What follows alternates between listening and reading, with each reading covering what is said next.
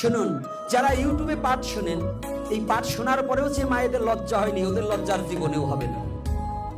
কারণ সনাতন ধর্মের নারী যদি নিজের মাথার কাপড়ে নিজে দিয়ে যদি নিজেকে সম্বরণ না করতে পারে, ওগুলো তো পুরুষ ছেলের কথা শুনবেই, বকাইটে ছেলেদের দাবর খাবে, তাতে আমরা ফিরাবো কি করি বলুন? সনাতন ধর্ম এত বড় পবিত্র ধর্ম যে নারীকে দেবীত্ব স্থান দিয়েছে। আর এই নারী এখন দেবত্ব ছাড়ি আনারী হয়েছে, নারী হয়েছে আনারী। বলুন, নারীকে সনাতন ধর্মে দেবীর আসনে বসা হয়েছে। পৃথিবীতে কোন ধর্মে এত বড় সম্মান দেয় একজন বলুন যে দিয়েছে? আমাদের যত দেব দেবীর মধ্যে পুরুষের চেয়ে নারীর সংখ্যা বেশি। কোন সংখ্যা বেশি? যারা গীতা পাঠ করেন, আমি গীতা পাঠ বাবা জীবনও আমি করতে পারিনি, আমি পড়ি, আমি পাঠই করি, পড়া তো দূরের কথা, পাঠও করি না, হৃদয়ে ধারণ জীবনে করতে পারিনি। তথাপি আপনাদের শুনে যেটুকু বলছি, গীতার যে মূল 18টা নাম মাহাত্ম্যের, এই 18টা নামের মধ্যে কয়টা পুরুষ ছেলের নাম? এই বলুন কয়টা? একটাও আছে পুরুষ ছেলের নাম? তাহলে কোথায় নারীকে প্রাধান্য দিয়েছে গীতার মধ্যেও?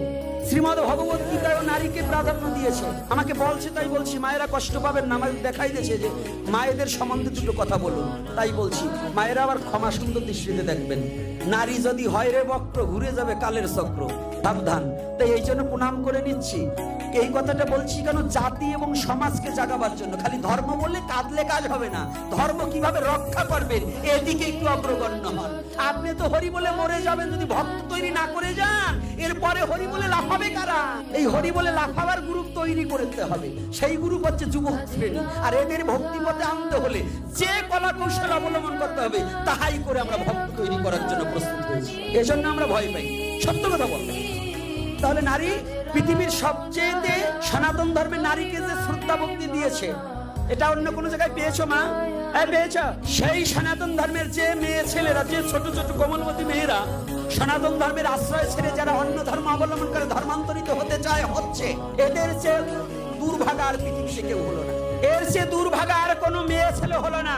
সনাতন ধর্মে নারীকে প্রণাম করে পুজো করে, আর অন্য ধর্মে নারীকে ভোগ করে, শুধু ভোগের জন্য, দেহটাকে ভোগের জন্য তাকে গ্রহণ করে। আর সেই ধর্ম, সেই সনাতন ধর্ম মাতৃ আসন ছেড়ে যে মহামূর্খ, যে পিচাসিনী, আমি কড়া কথা বললাম, যে পিচাসিনী, ওটা পিচাসের চেয়েও খারাপ, যে চরিত্রহীনা নারী, যে নিজের স্বধর্মকে পরিত্যাগ করে অন্য ধর্মান্তরিত অন্য ধর্ম গ্রহণ করে, তাকে বলবো না এখানে কিছু। একমাত্র ভগবানই জানে তার কপালে কি দুর্ভোগ আছে। তার প্রমাণ দেখুন, মিডিয়া নিয়ে যারা লাফালাফি করছেন, এই যুবক ছেলে মেয়েরা ভালো করে শুনে নাও, যারা অপবিশ্বাসের নাম শুনেছো, বাংলাদেশের কিং মানে নায়ক কিং সাকিব খানকে যিনি বিবাহ করেছিল, ধর্মান্তরিত হয়েছিল, পুত্র একটা জন্মাই দিয়ে দেশে তালাক মাইয়ে, এখন বুঝিয়ে দেখ জন্ম বইয়া যে কেমন ধর্মান্তরিত।